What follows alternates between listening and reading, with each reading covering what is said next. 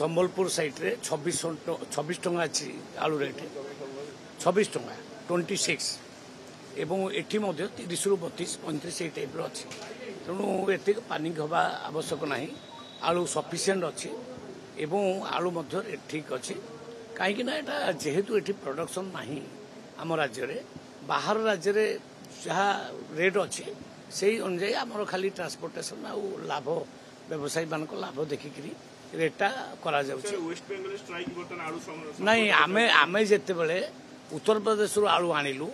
waste Bengal रे बेपारी माने हैरान हेले बेपार करने कारण सेठिकार प्रशासन जो बंद कला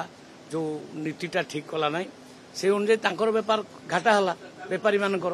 से माने आंदोलन कर तेणु आमे तो वेस्ट बेंगल उपर निर्भरशील होकर उपास रहबू ना आमे पंजाब भी आणबू उत्तर प्रदेश आणबू जोटा आवश्यक आम पूरण हो पार से जिला राज्य मानक आम आणबू दीटा ट्रेन व्यवस्था होची दीटा ट्रेन माने 48,000 क्विंटाल आलू आसिक पहुंचब डिसीजन नहीं नि जाइए पर्याप्त आलू पहुंचब आसिक 2-4-5 दिन भितर पहुंचब आज तो काली डिसीजन नि आज आसी चढ़ऊ जो माने होर्डिंग कर रखी जो माने माने मौजूदकारी से एक्शन नियाडे आर्टिफिशियल सर्टेज देखब इे रेट बढ़ेब से चलो ना तेणु से एक्शन नि